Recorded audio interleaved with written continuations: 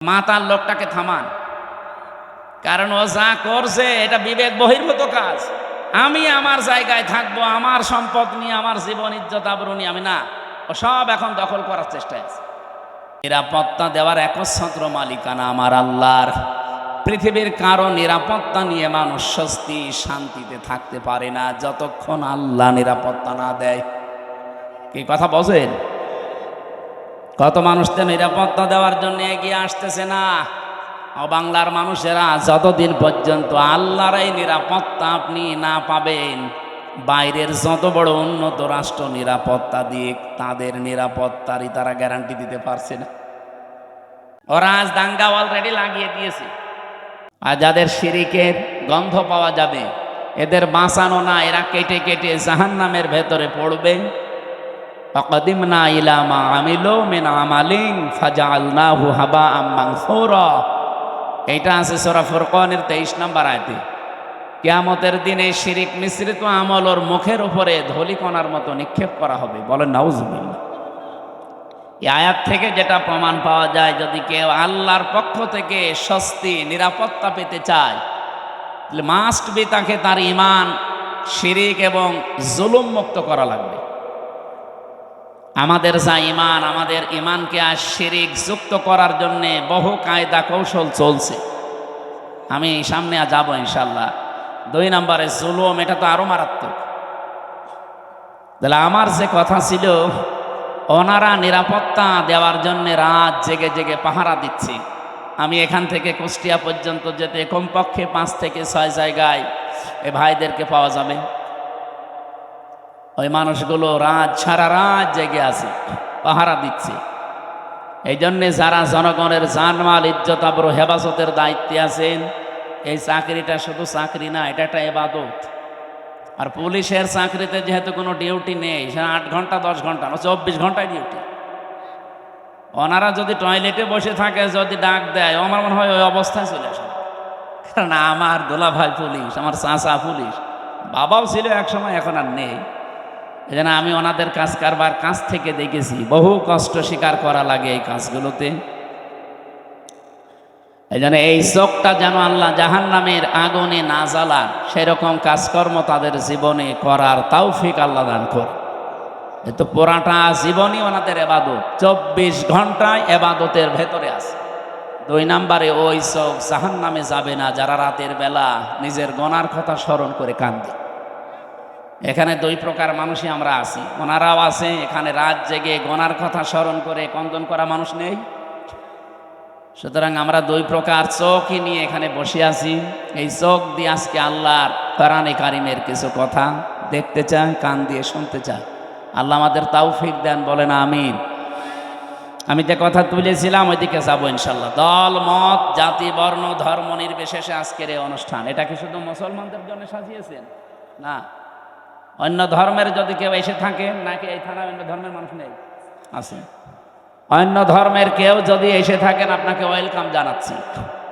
আমার যতটুকু বাস্তবতায় আমি দেখেছি, আমার মনে হয় কোনো মানুষ যে ধর্মই মেনে চলুক, ও যদি একটু বিবেকটা কাজে লাগায়, তাহলে পৃথিবীর 4,500 ধর্ম আছে, কোনো ধর্মে তার এই বিবেকে সাই দেবে না যে আমি থাকি।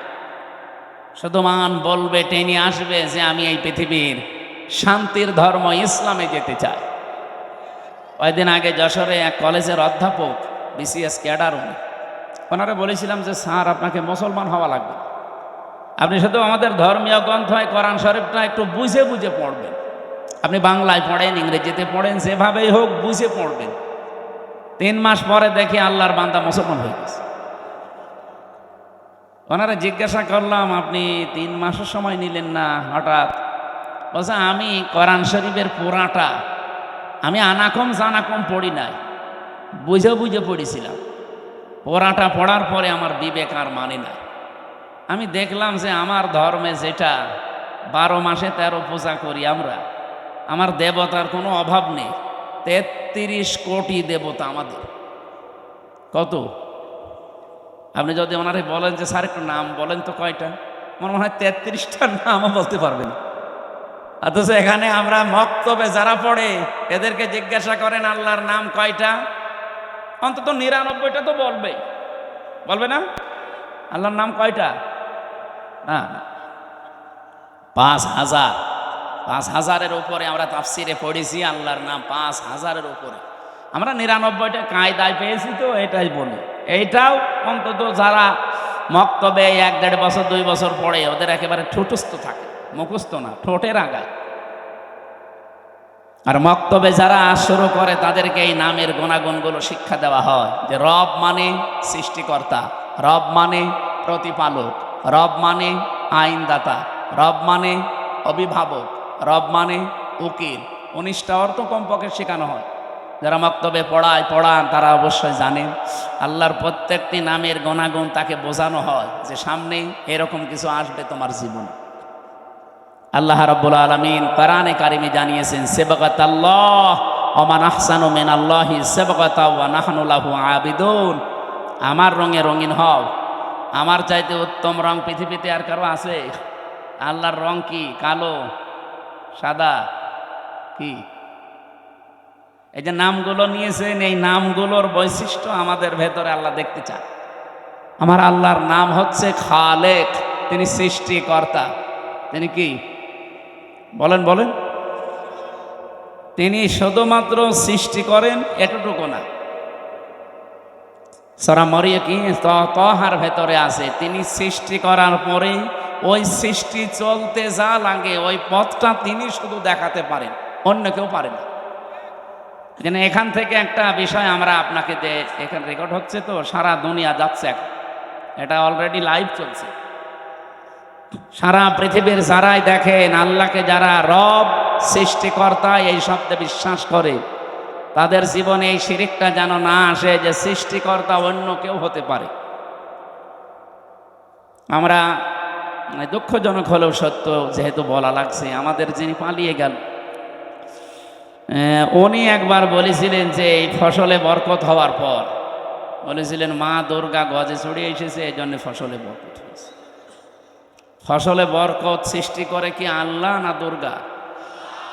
অন্য হিন্দু যদি বলতো আমি জীবনে কিছু বলতামই না, সে একটা হাজি মানুষ। এরপর একজন মুসলমান বলেন তো, ওনার মুখে এই কথা মানার? আল্লাহর যেই গুণ, আপনি সেই গুণটা কার ভেতরে দিয়ে দিচ্ছেন, টের পাচ্ছেন না যে কি বলছেন আপনি। এখানে শিরিক যারা করে ওই এলাকাকে আল্লাহ রাব্বুল আলামিন নিরাপত্তার বেষ্টনীর বাইরে ফেলে দেন। এই জন্য আমরা চাই আমাদের ব্যক্তি, পরিবার, সমাজ, রাষ্ট্র, আমাদের এই দেশটা নিরাপত্তা দিয়ে রাখুক চীন, ভারত, আমেরিকা, কে? আমরা আল্লাহর নিরাপত্তা চাই। যেন আল্লাহর পক্ষ থেকে যদি সত্যি আপনি নিরাপত্তার বেষ্টনীতে থাকতে চান, ঈমান যতটুকু আছে এটার ভেতরে যেন শিরিক মিশ্রণ না হয়।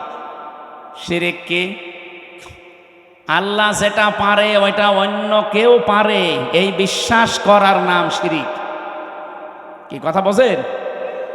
পৃথিবীতে আল্লাহ যেটা অন্তত পারে ওইটা অন্য কেউ পারে না।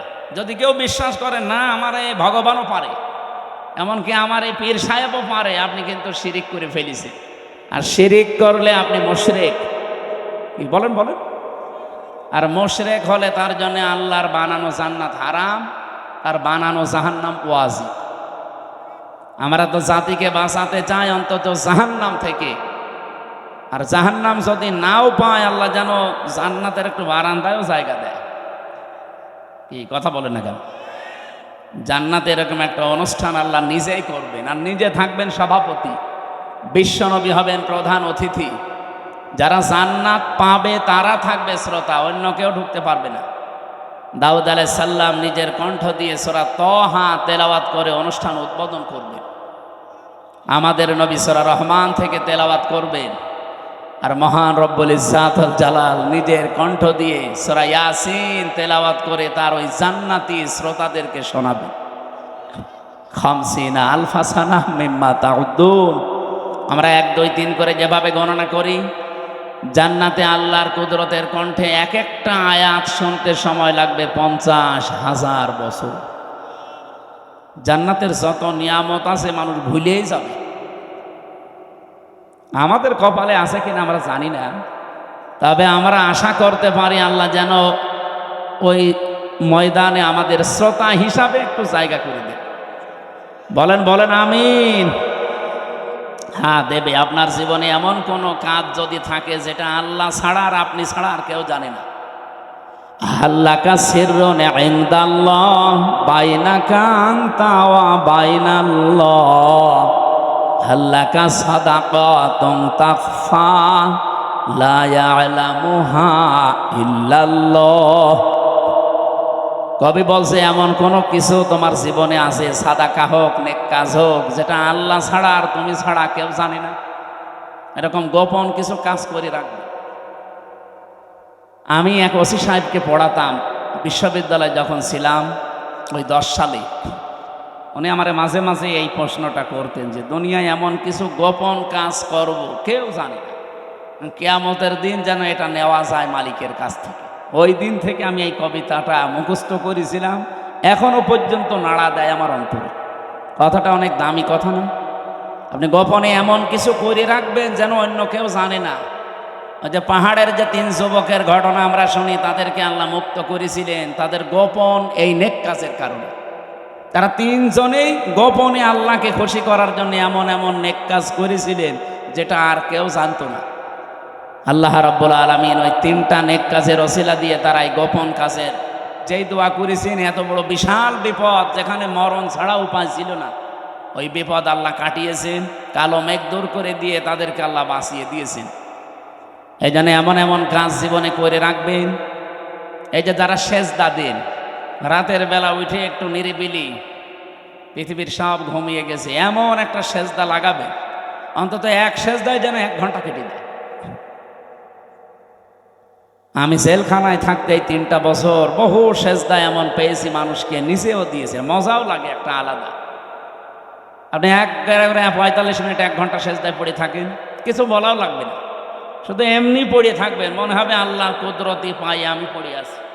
একটা আলাদা অনির্বচন সুখ আপনাকে আল্লাহ দান করবে, যেটা কিনতে পাওয়া যায় না। আল্লাহ আমাদের জীবনে এরকম কিছু গোপন নেকির কাজ করার তৌফিক দেন, বলেন আমিন। আমার ভাইরা, আমার যে কথা তোলার ছিল আমি তুলেছি। আমাদের ঈমান আমরা শিরিক মুক্ত করতে চাই। এগুলো হওয়ার পেছনে আমি কোরআন থেকে একটা কারণ পেয়েছি। সূরা ইউনূস 100 নম্বর আয়াত, 11 নম্বর পারা, 19 নম্বর পৃষ্ঠা, 4 নম্বর লাইনে আছে, শেষের দিকে পাবেন। ওয়ায়াজআলুর রিজসা আলাল্লাযিনা লা ইয়াকিলুন। কোন মানুষ যদি তার বিবেক অনুযায়ী কাজ না করে, আবার বলেন, কোন মানুষ যদি বিবেক অনুযায়ী কাজ না করে, তাহলে তার উপরে আল্লাহ নিজে ভুল সিদ্ধান্ত চাপিয়ে দেয়। ওয়ায়াজআলুর রিজসা আলাল্লাযিনা লা ইয়াকিলুন। বিবেক, বুদ্ধি, কমন সেন্স, এটা অনুযায়ী যদি কেউ দুনিয়াতে কাজ না করে, তার উপরে ভুল সিদ্ধান্ত চাপিয়ে দেয় কে? এই লোকটা বিবেক বহির্ভূত কাজ করেছিল। 1940 সালে ওদেরকে থাকতে দিয়েছিল, আমরা যেমন মায়ানকে রোহিঙ্গাদের থাকতে দিয়েছি, মানবতার খাতিরে ওদেরকে থাকতে দিয়েছিল। এই পৃথিবীর নিকৃষ্ট জাতি এখন এই ইহুদিরা, খালি গায় খালি পায়, তামাম দুনিয়ার কেউ নেয়নি। অথচ এই মানুষগুলোকে থাকতে দিয়ে এখন তারা কাল হয়ে দাঁড়িয়েছে। কি কথা বলে না কেন? যারা থাকতে দিল তাদেরকে এখন দেশ থেকে তাড়িয়ে দিচ্ছে। এই সিদ্ধান্তটা তার ভুল ছিল। এই মানুষগুলো বিবেক বহির্ভূত কাজ করার কারণে আল্লাহ এমন কিছু চাপিয়ে দিয়েছে যেটা এখন কন্ট্রোলের বাইরে। এদিকে তাকান, কোন দিকে তাকিয়ে আছেন আপনি? 2 নম্বরে আমাদের পাশের প্রতিবেশী নামে কলঙ্ক। সবাই খারাপ না, এখানে কিছু উগ্রপন্থী এতদিন যারা আমাদেরকে সারা বিশ্বের মোড়লদের কাছে জঙ্গি হিসাবে দেখাতে চেয়েছে, এখন তামাম দুনিয়ার সবচাইতে নিকৃষ্ট এবং বড় জঙ্গি ইন্ডিয়া। বিশেষ করে উগ্রপন্থী যারা, তারা, মোদি যেহেতু উগ্রপন্থী, এই জন্য নামও এসেছে পৃথিবীতে নিকৃষ্ট মানুষের তালিকায় 2 নম্বরে। আপনি এখন ইন্টারন্যাশনাল দিন, 6 জন মানুষের নাম পাবেন, দুনিয়ার সবাই তাদের ঘৃণা করে। 1 নম্বরে নেতানিয়াহু, 2 নম্বরে মোদি, 3 নম্বরে আমাদের যেটা পালিয়েছে, ওইটার নাম আমি বলি না, ওইটার নাম বললে আমার কেমন লাগে। বলেন এ মানুষগুলো কি শুধু আমরা খারাপ বলছি? তামাম দুনিয়া যত সৃষ্টি আল্লাহ করেছেন সব সৃষ্টি ওদের ঘৃণা করে, দেখতেই পারে। আপনি কি মনে করছেন ওটা তার কাটার ওপারে থাকবে? বাতাস এই দেশে আসলো বলি এজন্য গোবিন্দ পরামানিক অলরেডি কাল পরশুদিন জানিয়েছে, হে পৃথিবীর হিন্দুরা, আমাদের বাপ দাদা মুসলমান যারা, তারা হাজার হাজার বিঘা জমি জায়গা ওয়াকফ করে দিয়েছিল মসজিদ, মাদ্রাসা, খানকা, গোরস্থান, ঈদগার জন্য। অথচ এখন অবৈধ একটা আইন পাশ করে সব দখল করে নিচ্ছে। আর এমন শয়তানের শয়তান খালি মাটির নিচে মন্দির পায়। পৃথিবীর মানুষ মাটির নিচে পায় তেল, গ্যাস, সোনা, রূপা, আর ও কি পায়?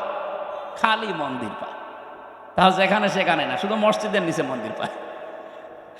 এখন যদি বাংলাদেশে আমরা আওয়াজ তুলি যে ঢাকার স্বামীবাগের এই ইসকন মন্দির, এটা 1000 বছর আগে মসজিদ ছিল, এটা ভেঙে ফেলা হবে, মানবেন? আর আমরা করবো না, কারণ আমাদের এই ধর্মে এরকম বাড়াবাড়ি, জোর জবরদস্তি, এ দাঙ্গা এগুলো আছে। লা ইকরাহা ফিদ্দীন, ধর্মে কোনো বাড়াবাড়ি নেই, যার ধর্ম সে পালন করবে। এই দেশেই তো এই জন্য পৃথিবীতে আমাদের দেশটা আজ মানে উজ্জ্বল দৃষ্টান্ত হয়ে আছে। এই 54 বছরে আমরা আরো উপরে থাকতাম যদি প্রতিবেশী না থাকতো। এই শয়তানরা আমাদের উঠতেই দেয়নি, খালি মিথ্যা ছড়িয়েছে। মাইক্রোসফট রিপোর্ট দিয়েছে তামাম দুনিয়ার 257টা দেশ নিয়ে, যে পৃথিবীতে সবচাইতে বেশি মিথ্যা তথ্য পরিবেশন করে ইন্ডিয়া।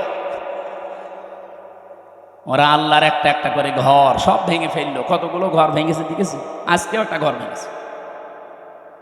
আমার মনে হয় আমার নিজের ঘর ভাঙলেও আমাদের মুসলমানের কাছে এত কষ্ট লাগতো না, আল্লাহর ঘর ভাঙলে আমাদের যত কষ্ট লাগছে। এই লোকটা বিবেক বহির্ভূত কাজ করছে, এই জন্য কোরআনের কথা ছিল ওয়ায়াজালুর রিজসা আলাল্লাযিনা লা ইয়াকিলুন, যারা বিবেক বহির্ভূত কাজ করবে তার উপরে ভুল সিদ্ধান্ত চাপিয়ে দেবে কে? এই জন্য আপনারা ওকে থামান, নয়তো টুকরা টুকরা হতে কিন্তু দেরি হবে না। এই কথা বলে না কেন? এই দুইটা দেশের কথা বলার পরে আমি একটা কথা বলতে চাই, যেহেতু সামনে এসেছে এই জন্য বলছি। বাংলাদেশে কালকের দিন পর একটা রায় আছে, দুইটা বিষয়ের রায় একদিনে হতে পারে, নিবন্ধন এবং একটা মাজলুম মানুষ জনাব এটিএম আজহারুল ইসলাম। আমার মনে হয় যারাই দায়িত্বে আছেন বিবেক বহির্ভূত কোনো কাজ করবেন না। যদি বিবেকের বাইরে যে কোনো কাজ করেন, রাগে হোক আর কারো ইশারায় হোক, ভুল সিদ্ধান্ত কিন্তু আল্লাহ চাপিয়ে দেবে, তখন আর সামাল দিতে পারবেন না। কারণ এই দেশের মানুষ অলরেডি তাদের দেওয়ালে পিঠ থেকে গেছে বারবার এই তারিখ পেছাতে পেছাতে। আর মামলা লাগে, আমি তো এই 3 বছরে টের পেয়েছি, আমার মামলাটা কমপক্ষে 30 বার সিএমএম কোর্ট, জজ কোর্ট, হাইকোর্ট মিলে 30 বার উঠেছে। যেদিন ওঠে মনে করলাম যাক আজকে বের হতে পারবো। ও আল্লাহ, বিকালবেলা সংবাদ আসে না, হয়নি, আবার 1-1.5 মাস পেছিয়েছে। এই সময় যে কি কষ্ট লাগে, যারা জেলে থাকে তারা ছাড়া এ ওয়াজ করে বোঝানো যাবে। অথচ কয়বার ঘোলার এলে লোকটাকে বারবার ঘোরাচ্ছে, এমনকি 6 তারিখে ডেট দিয়ে এখন আবার ফের 8 তারিখে। আমার মনে হচ্ছে এরা যদি বিবেক বহির্ভূত কাজ এবার করে না, এবার সামাল এরা দিতে পারবে না। আমার কথা আমি সবাইকে জানাচ্ছি, আগামী 8 তারিখে কালকের দিন পর আমরা চাই এই মাজলুম মানুষটাকে নিঃশর্তভাবে খালাস করে দেওয়া হোক। এই মাজলুম মানুষটা বেকার 13 বছর জেলে আছে। যে সমস্ত সাক্ষী, এগুলো পৃথিবীর 8ম আশ্চর্য বিষয়। 6.5 কিলোমিটার দূর থেকে নাকি সাক্ষী দিচ্ছে, 3 কিলোমিটার, কেউ 2.5 কিলোমিটার। ওর চোখে কি শকুনের চোখ লাগানো ছিল, তাও তো সম্ভব না। এই জন্যে বাঙালিকে আর হাইকোর্ট দেখাবেন না, বিবেক বহির্ভূত কোনো কাজ যেন এ দেশে আর না হয়। আমি 318 পৃষ্ঠা পড়লাম এই 3 দিনে, যে নারী কমিশন যেটা জমা দিয়েছে, এর ভেতরে প্রায় কোরআনের 13টা আয়াতের ওরা ভুল ধরেছে। আরে 13টা আয়াত কেন, 13টা অক্ষরও তো বাদ দেওয়া কোরআন থেকে সম্ভব না। এই কথা বলেন না কেন?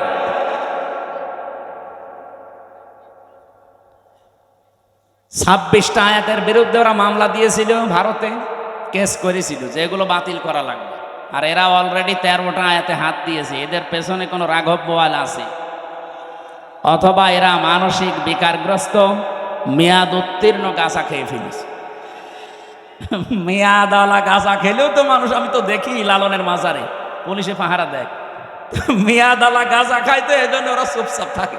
আর এরা মেয়াদ উত্তীর্ণ গাঁজা খেয়েছে, এই জন্য এমন এমন কথা দিয়েছে, এ মানে পড়ার পরে আমার আশ্চর্য লাগছে, এরা কি বাইরে থাকার মতো সুস্থ মানুষ? এদের তো পাবনায় পাঠানো দরকার। ওরা লিখেছে যে স্বামী স্ত্রীর যে মিলন, এই মিলনে যদি স্ত্রী রাজি না থাকে, স্বামী যদি সহবাস করে জোর করে, তাহলে তার বিরুদ্ধে ধর্ষণের মামলা দেওয়া হবে। ধর্ষণের মামলা যদি দেয়, রায় হবে কি? ফাঁসি। কথা বলছেন এখানে যে একজন বিচারপতি আন্দাজে ফাঁসি দেবে, সাক্ষী লাগবে না। আর স্বামী স্ত্রীর বিষয়টা তারা দুইজন ছাড়া কেউ জানে। এখন ওখানে তো আমার মনে হয় ইউটিউবারদের দিয়ে রাখা লাগবে, যে দেখ কি এরা কি খেয়ে কথা বলে, আমি বুঝি না। অথচ এটা পড়া কোরআন শরীফের একেবারে একেবারে মানে টাটকা বিরোধী কথা। সূরা নূরে কি নেশার ভেতরে আছে স্বামী স্ত্রীর যে ব্যবহারের নিয়ম নীতি, যে পুরা তারা পাল্টাতে চায়। 2 নম্বরে তারা লিখেছে যে দেহ আমার, সিদ্ধান্ত আমার। এটা কোরআনে কারিমের প্রায় 8টা আয়াতের বিরুদ্ধে। আমি নিজে যতটুকু পড়েছি, আলা লাহুল খালকু ওয়াল আমরু ইনিল হুকমু ইল্লা লিল্লাহ, এরকম 8টা আয়াত সরাসরি কোরআনের বিরুদ্ধে ওরা কলম ধরেছে। ওরা বলতে চায় দেহ আমার, সিদ্ধান্ত আমার, আর আল্লাহ বলেন এই সৃষ্টি আমার, সিদ্ধান্ত আমার। দেহ আপনার, আপনাকে কে বলেছে? আপনি দেহের মালিক। আমি এই যে 33 বছর বয়স আমার, বলেন তো 34 বছর আগে হামজা নামে উল্লেখ করার মতো আমি কিছু ছিলাম না। 92 সালে আমি জন্ম নিয়েছি, অথচ 91 সালেও হামজা নামে আমি এখানে বসার যোগ্যতা রাখতাম। আমার মা বাবা দায়িত্ব পালন করেছে, তারা শুধু বিছানায় ছিল, এই বাকি যা করার সব করেছে আমার আল্লাহ। আল্লাহ বলেন মায়ের রেহেমের ভেতরে বাবার এই বীর্যটা যখন দ্রুত গতিতে এখানে এসে হাজির হয়, কমপক্ষে এটা 40 দিন 40 দিন 40 দিন 40 পাল্টাতে থাকে। 120 দিনে আমি আল্লাহ এইটাকে কমপক্ষে 4-8টা জিনিস বানিয়ে ফেলি। আপনি যদি এখানে কম্পিউটার ভেড়াতেন, স্ক্রিন দিলে আমি একটা একটা করে আপনাকে দেখাতে পারতাম। বাবার এই নাপাক পানিটা দিয়ে আল্লাহ যে 4টা জিনিস বানায়, এটা সূরা তরিকের ভেতরে আছে।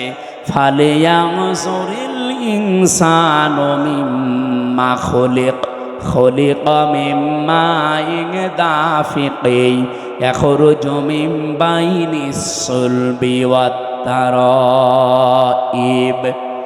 এক একটা শব্দ যদি ভেঙে ভেঙে আপনি অর্থ করেন, দেখবেন সলবন 1 বচন দিয়েছেন, তারাইব দিয়েছেন বহু বচন। আমি এটা বাইবেল, কোরআন এবং সায়েন্স, ডক্টর মরিস বুকাইলের লেখা এ আয়াতের তাফসির পড়তে গিয়ে উনি খুব সুন্দর করে বিজ্ঞানের ব্যাখ্যা দিয়েছেন। পড়ার পরে আমার মনে হচ্ছিল এতদিন আমি যেভাবে পড়েছিলাম, এটা পড়ি কোরআন শরীফ একেবারে হাতে কলমে জিবরাইল আমারে শেখাচ্ছে। বাবার এই নাপাক পানিটা যখন যেতে থাকে, বিজ্ঞান এখন দেখাচ্ছে কম্পিউটার দিয়ে কমপক্ষে 40,000 হামজা তৈরি হওয়ার ক্ষমতা রাখে 1 ফোঁটা বীর্য। মায়ের জরায়ুর যে দেওয়াল আছে, এখানে ধাক্কা লেগে হয়তো অনেকে পড়ে যায়, যেতে পারে না ওই রেহেম পর্যন্ত। হয়তো কারো 1টা যায়, 2টা যায়, 5টা যায়। এই পৃথিবীতে 13টা পর্যন্ত সন্তান জন্ম দিয়েছে এক মহিলা ক্যালিফোর্নিয়ায়। এর উপরে আর কেউ পারে নাই। বলেন তো 40,000 মানুষ একটা ফোঁটার ভেতরে আমার আল্লাহ লুকিয়ে রেখেছে। যদি মায়ের পেটে জায়গা থাকতো, আমার আল্লাহ 40,000 সন্তানই ওখান থেকে বের করত। আমি ওই দিন থেকে যে প্রতিযোগিতা আরম্ভ করেছি, আমাকে কেউ হারাতে পারে নাই।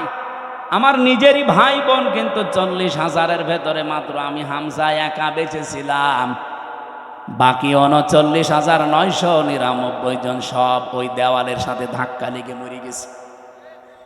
আল্লাহ পাক ওখানে আমাকে নিয়ে প্রথম 40 দিনে সুম্মা খালাকনান নুতফাতা আলাকাতান ফাখালাকনাল আলাকতা মুদগাতান ফাখলাকনাল মুদগাতা ইযামা ইলা আখিরি আয়াত।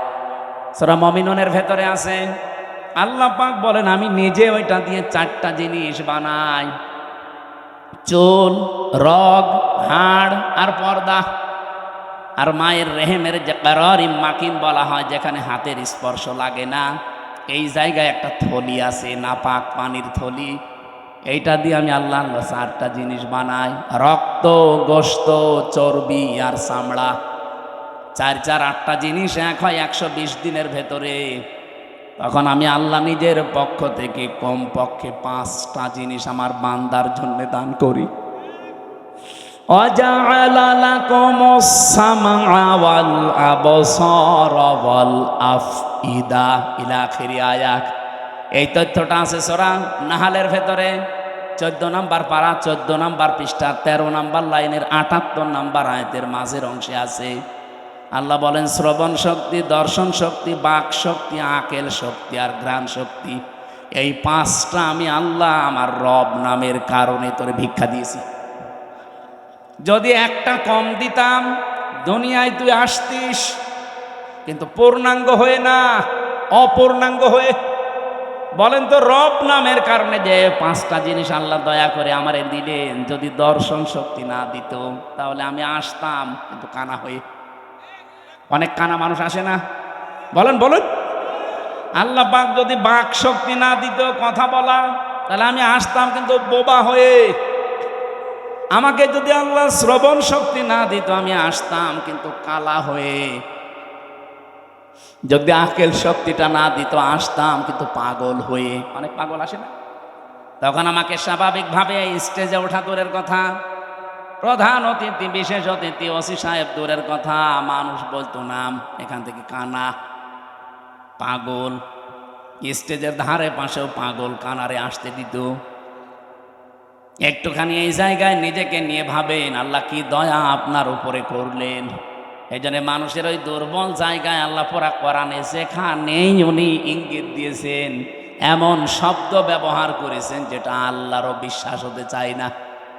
সূরা বাকারার 27 নম্বর আয়াতে দেখবেন, 28 নম্বর আয়াত আল্লাহ রাব্বুল আলামিন বলেন কাইফা তাকফুরুনা বিল্লাহি ওয়া কুনতুম আমওয়াতান ফাআহইয়াকুম সুম্মা ইউমীতুকুম সুম্মা ইউহয়ীকুম সুম্মা ইলাইহি তুরজাউন। মানুষ আমার সাথে নাফরমানি করে কি করে? আমার বিধান মানতে চায় না, ও এত সাহস পায় কি করে? এই জন্য আল্লাহ শব্দ শুরু করার আগে কাইফা দিয়েছেন। এখানে যারা আরবি গ্রামার বোঝেন, যারা বালাগাত মানতে পড়ায়, ওদের জিজ্ঞাসা করেন কাইফা শব্দটা কমপক্ষে 29টা অর্থে ব্যবহার হয়। আমি সামারাইজ করে 19টা অর্থে পেয়েছি। এর ভেতরে 13 নম্বর একটা কায়দা বালাগাত মান থেকে আছে। কাইফা শব্দ সেন্টেন্সের আগে ব্যবহার করা হয় এই জন্যে যেটা আল্লাহরও বিশ্বাস হতে চায় না। আল্লাহ বলেন কাইফা তাকফুরুনা বিল্লাহ, মানুষ আমার সাথে নাফরমানি করে, কুফরি করে, আমার বিধান মানতে চায় না। কেমন করে? অথচ মৃত ছিল, ওকে আমি জীবন দিয়েছি। আল্লাহরও বিশ্বাস হচ্ছে না যে লোকটা আমার সাথে কুফরি করতে পারে, এখানে শব্দ দিয়েছেন কাইফা। এজন্য মানুষ আমরা যখন কুফরি করি, আল্লাহর নিয়ামতের শুকরিয়া আদায় না করে নাফরমানি করি, তখন আল্লাহ আশ্চর্য হয়ে থাকে যে কি এও আমার সাথে নাফরমানি করতে পারে, অথচ কি ছিল? মৃত ছিল। বলেন বলেন। ওখান থেকে আমি আল্লাহ 6 মাসের পরে ওরে জীবন দিলাম। বিজ্ঞান এখন দেখাচ্ছে মানুষের মায়ের পেটে 6 মাসের আগে পর্যন্ত কিন্তু জীবন দেওয়া হয় না। এর আগে বিভিন্ন স্ট্রাকচার তৈরি করা হয়। 360টা হাড় দিয়েছেন আল্লাহ, জোড়া দিয়েছেন, 9768 প্রকার চামড়া দিয়েছেন শরীরে। এক এক জায়গার চামড়ার গুণাগুণ এক এক রকম। কমপক্ষে আপনার বিভিন্ন জায়গায় যে চামড়াগুলো আছে, চামড়ার সাথে এমন কিছু সেট করা আছে, এই যে শুধু এই চামড়া টুকুতে 153টা রগ দেওয়া আছে, রেখা। পৃথিবীর আজ পর্যন্ত কোনো মানুষের এই জায়গাটা একজন আর একজনের সাথে মেলে নাই, কিয়ামতের আগে মিলবেও না। 153টা রেখা যদি কেটেও যায় আপনার দেখবেন ঠিক হয়ে যাবে। আমার এই জায়গাটাই ছোটবেলায় একবার কাজ ঢুকে নষ্ট হয়ে গিয়েছিল। আমি পরে সাপ নিয়ে দেখেছিলাম যে না ঠিক হচ্ছে না, কিছুদিন পরে দেখি আগেরটায় আবার ফিরে গেছে। তাহলে এইটা কিয়ামতের আগ পর্যন্ত আমার সাথে এই 153টা রেখার কারো মিলছে না, মিলবেও না। এর পেছনে একটা শক্তি কাজ করছে, তিনি কে? শুধুমাত্র জহব্বা বানিয়েছেন আল্লাহ। এই যে জহব্বা বলা হয় জিবা, বিজ্ঞান এখন এই জহব্বা নিয়ে গবেষণা করে জানিয়েছে এর ভেতরে কমপক্ষে 2 কোটি আস্বাদন স্তর আছে, স্বাদ নেওয়ার স্তর আছে। এই পৃথিবীতে যত বড় রেস্টুরেন্ট হোক, রেস্তোরাঁ হোক, হোটেল হোক, 2 কোটি খাবার রান্না হওয়ার কোনো হোটেল আপনি পেয়েছেন? হ্যাঁ, আমি এই বয়সে আমার মনে হয় কতগুলো দেশ আমি ঘুরে আসলাম, পৃথিবীর কোনো উন্নত দেশেও এত প্রকার খাবার আমি পাইনি। সর্বোচ্চ খাবার পেয়েছি 180 প্রকার। এই যে গাজীপুরের কাপাসে একটা হোটেল আছে নিরিবিলি, তোতামিয়া, ও খাবার রান্না করে 180 প্রকার পর্যন্ত খাবার ওর হোটেলে আমি পেয়েছি। একটা মাহফিল দিয়েছি, বললাম খাবার দেন তো কি কি আছে দেখি। এটা কি? বলছে কাঁঠালের পাতা ভর্তা। কাঁঠালের পাতা ভর্তা বলে এও একটা তরকারি, আর এইটা বাঁশের পাতা ভর্তা। মানে সারা দুনিয়া কুড়িয়ে মাত্র 180 প্রকার, আর আমার জহব্বার ভেতরে আল্লাহ স্বাদ নেওয়ার স্তর দিয়েছেন কত? 2 কোটি। কিয়ামত পর্যন্ত দিলেও তো এর স্বাদের স্তর শেষ হবে না। এই স্তরটা আল্লাহ দেয় কখন? বিজ্ঞান এখন জানাচ্ছে কমপক্ষে যখন 6 মাস হয়ে যায়, 6 মাসের পরে তখন আপনার ভেতরে আল্লাহর রুহু দেয়। এটা আল্লাহর সিদ্ধান্ত। রুহু কি? আল্লাহর হুকুম বা সিদ্ধান্ত। ওরা যে বলছে সিদ্ধান্ত আমার, দেহ আমার, আরে ভাই দেহ আপনার না, সিদ্ধান্ত আপনার না। এ দেহ বানিয়েছে ওই যে শুরু থেকে কে বলেন তো? আরো জোরে বলেন। মা বাবার কে দায়িত্ব ছিল? সূরা ওয়াকিয়ার ভেতরে আছে, ওরা শুধু বিছানায় ছিল, এই শেষ। বাকি যা করছে ওখান থেকে, সেই বীর্য থেকে হামজা পর্যন্ত কে? 6 মাস পরে যখন ক্ষুধার উদ্রেক দেখা দেয়, আল্লাহ পাক তখন নিজে খাবার সরবরাহ করার জন্য, তার যে রাজ্জাক নামটা আছে, ওই রাজ্জাক নামের কারণে দুনিয়ার কোনো খাবার দিলে তো আপনি হজম করতে পারবেন না, কারণ আপনার দাঁত নেই। আছে? এই জন্য মায়ের মাসিক অসুখ বন্ধ করে দিয়ে ওই নাপাক রক্তটা আল্লাহ মুখ দিয়ে দেয় না, নাভির ভেতর দিয়ে পাস করে আমাকে বাঁচিয়ে রাখে। নবীজি বলেন আল্লাহ মুখ দিয়ে না দিয়ে নাভি দিয়ে দিয়েছে কেন জানো? পৃথিবীতে আল্লাহর বান্দারা এসে যেন এই মুখ দিয়ে কোনো নাপাক জিনিস ভেতরে না দেয়। অথচ আমরা আল্লাহর এমন বান্দা আছে, আল্লাহ মায়ের পেটের ভেতরে মুখটা পবিত্র রেখে দিয়েছে, নাপাক রক্ত মুখ দিয়ে দেয়নি, নাভি দিয়ে দিয়েছে। অথচ এসে এখানে কত মানুষ এই মুখে নাপাক জিনিস দেয়। বলেন তো, সুদের টাকা আর ঘোষের টাকা এটা পাক না নাপাক? এখানে কত মানুষ বসে আছে, টাকা ছেড়ে রাখে আর টাকা আসে। এটা কি বলে না? এটার আর একটা নাম আছে। বলেন তো, যে 1000 টাকা যারা ছেড়ে দিয়েছেন, মাসে মাসে 100 টাকা 200 টাকা করে বেশি দেয়, এই কাজে যারা আছেন এই টাকাটা পান, এটা কি নাপাক? নাপাক। যারা এগুলো করছেন তাদের ছেড়ে দেওয়া লাগবে, নয়তো আপনি নবীর হাদিস অনুযায়ী মায়ের সাথে জিনা করছেন। কারা কারা এই কাজে আছেন হাত তোলেন তো। এই এলাকা তো ভালো মনে হচ্ছে, আলহামদুলিল্লাহ। তাহলে তো ওসি সাহেবের কাছে অনেক নালিশ যায় না মনে হয়, এলাকা অনেক ভালো, একটা লোকও নেই। যারা এই যে নাপাক জিনিসগুলোর ভেতরে অন্যতম আর একটা এলাকায় চলে কিনা আমি জানি না, বিড়ি আছে, এটা ছেড়ে দেবে, এটা বদ অভ্যাস। ওটা খেলে মুখ পর্যন্ত আমার মনে হয় গন্ধ হয়ে যায়। যারা খায় তারা তো টের পায় না, যারা পাশে দাঁড়ায় তারা টের পায়। আপনি একটু চিন্তা করেন না, আপনার এই নাভির ভেতর দিয়ে আল্লাহ পাস করে আপনাকে বাঁচিয়েছে, কেন মুখ দিয়ে ওটা দিতে পারতো না? আল্লাহ জানে যে আমার বান্দা এই নাপাক জিনিস আমি মুখ দিয়ে দিলে এ মুখটা নাপাক করে ফেলবে। আমি চাই এটা পবিত্র থাক, দুনিয়ায় যে আমি আল্লাহর পবিত্র নাম যেন উচ্চারণ করে। সুবহানাল্লাহ বলতে পারেন না? 6 মাসের পরে যখন রুহু এসে গেছে, খাবারের উদ্রেক দেখা দেয়। আল্লাহ পাক বলেন খাবার তো এভাবে চলতে থাকে, আস্তে আস্তে আমি আল্লাহ নিজে তখন আকৃতি বানাই। ওয়াল্লাযী ইউসাউবিরুকুম ফিল আরহামি কাইফা ইয়াশা ইলা আখিরি আয়াত। সূরা আলে ইমরান 3 নাম্বার পারা, এটা 9 নাম্বার পৃষ্ঠা 6 নাম্বার লাইনের 6 নাম্বার আয়াতের প্রথম অংশে আছে।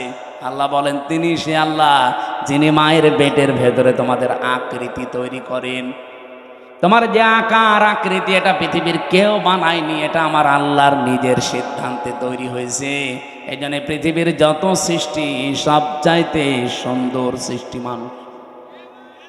কথা বলে লাকাদ খালাকনাল ইনসানা ফি আহসানি তাকওয়িম।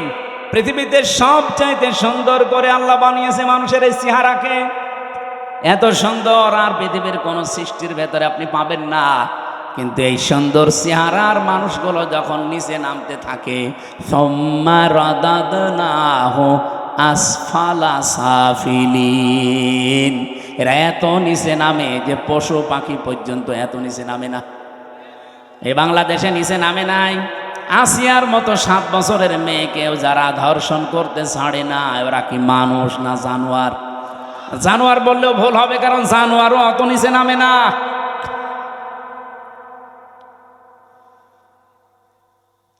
কোরআনে কারিমের সূরা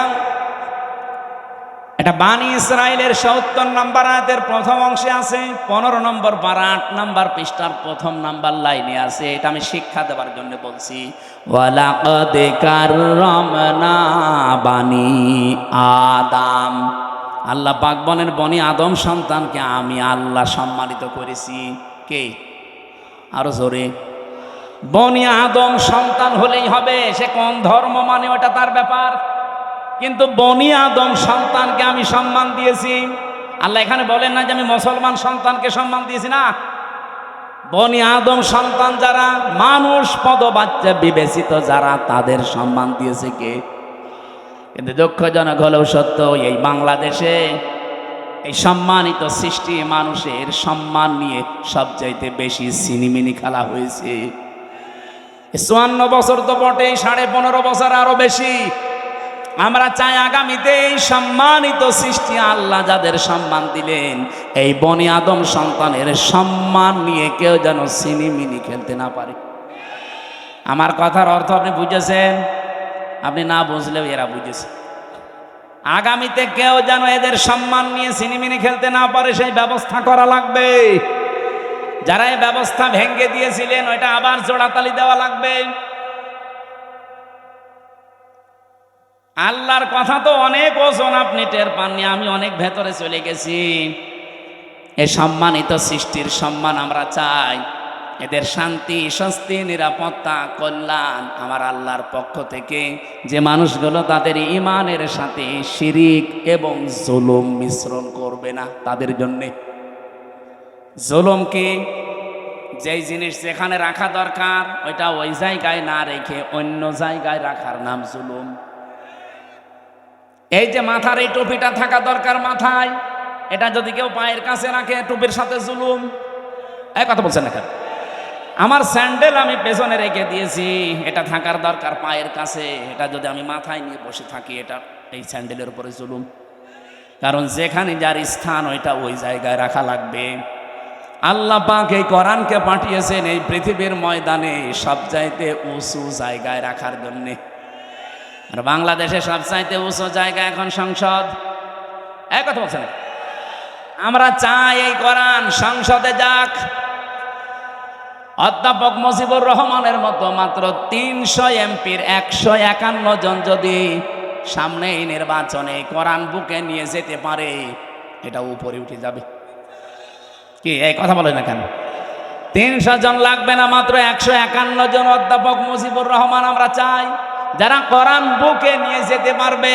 আর সংসদের প্রথম অধিবেশনে তারা বিল আনবে, মাননীয় স্পিকার আমরা নামাজের আর জাকাতের বিল চাই।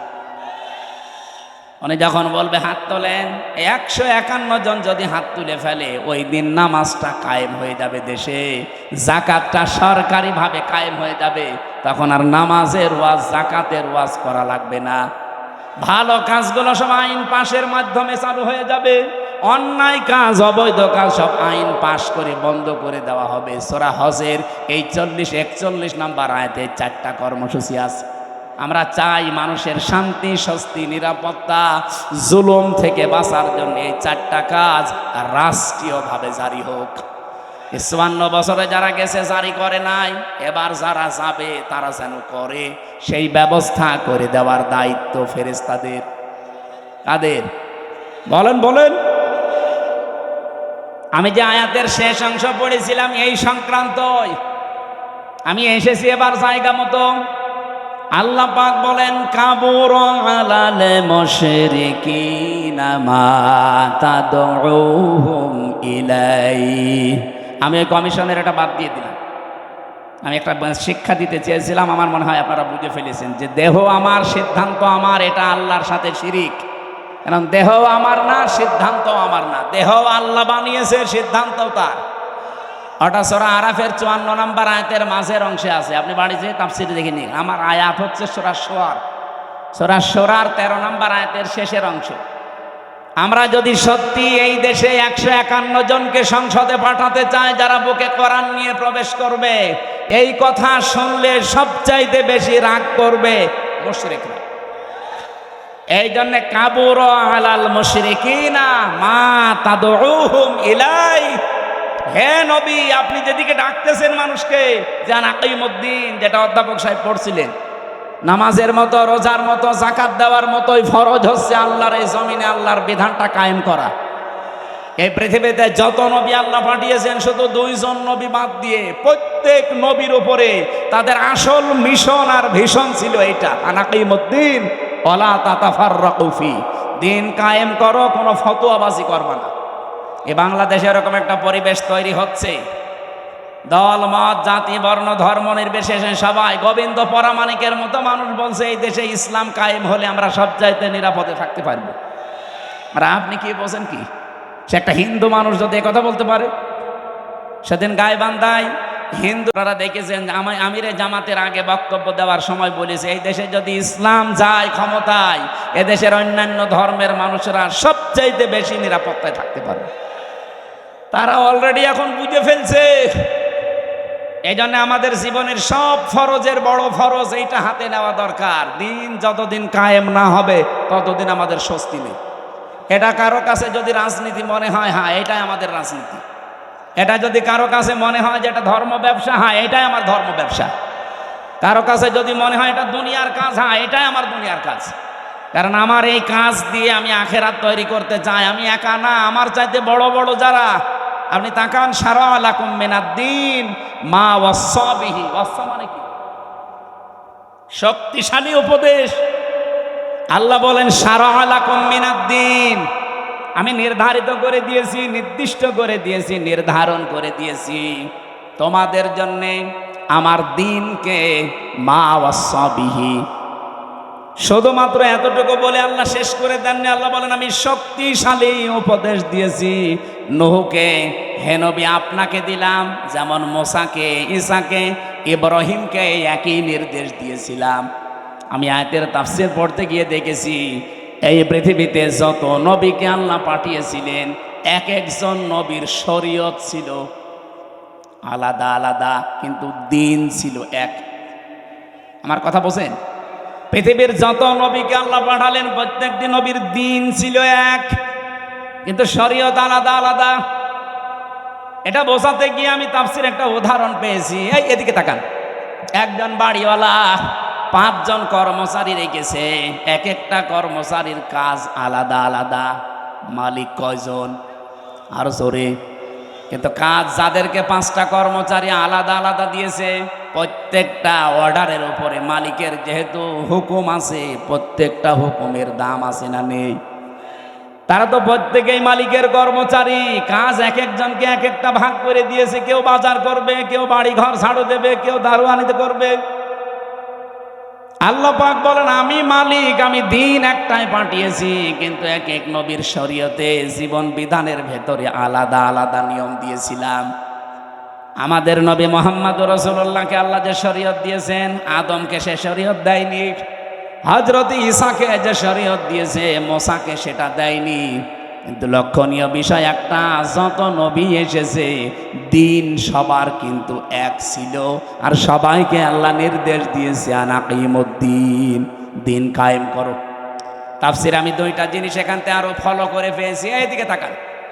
দিন যতদিন পর্যন্ত কায়েম না হবে তোমার ব্যক্তি, পরিবার, সমাজ, রাষ্ট্র, এলাকায়, আবার শুনুন, দিন যতদিন কায়েম না হবে তোমার এলাকায়, তোমার ব্যক্তিতে, পরিবারে, সমাজে, রাষ্ট্রে, যতদিন পূর্ণাঙ্গ দিন কায়েম করার সম্ভব হবে না, ততদিন পর্যন্ত যতটুকু দিন আছে অতটুকুই টিকিয়ে রাখার জন্য চেষ্টা করা লাগবে।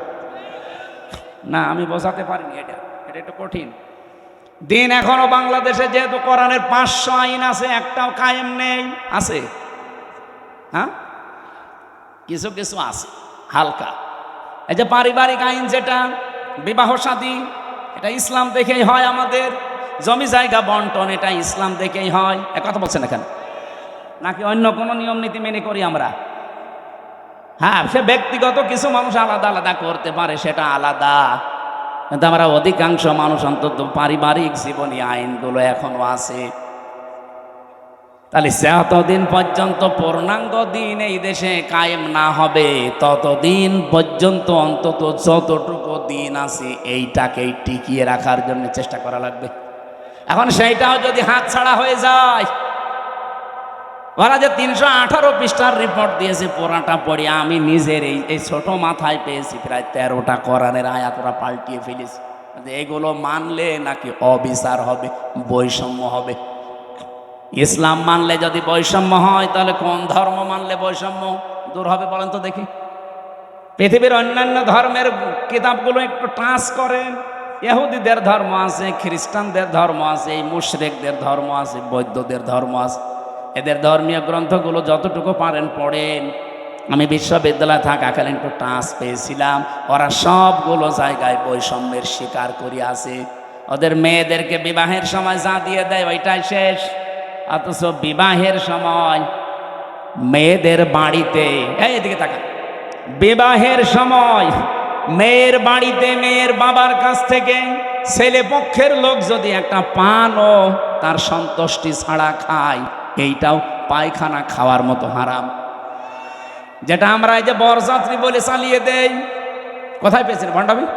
এটা হিন্দুদের থেকে এসেছে এই বরযাত্রীর নিয়ম। মুসলমানদের বিয়েতে কোনো বরযাত্রী যাবে না, মুসলমানদের বিয়েতে হবে অলিমা। আর অলিমা কি ছেলের বাড়ি হয় না মেয়ের বাড়ি? হ্যাঁ, ছেলের বাড়ি। এলাকায় কি বরযাত্রী দেওয়ার সিস্টেম আছে? এটা বন্ধ করা লাগবে। কোন বাড়িতে এখন আর বরযাত্রী যাওয়া যাবে না, কারণ মেয়েদের সম্মান মর্যাদা নবীজি নিজে এত বাড়িয়ে দিয়েছেন। বিশ্বনবী যতগুলো বিয়ে করেছিলেন তার চারটা মেয়ে তিনি বিয়ে দিয়েছেন, একটাকেও তিনি বরযাত্রী খাওয়াননি। উনি করেছেন নিজে অলিমা, জামাইদেরকেও করিয়েছেন অলিমা। সুতরাং আজকে থেকে তওবা করেন, আমরা বরযাত্রীর দাওয়াত পেলে আর যাব।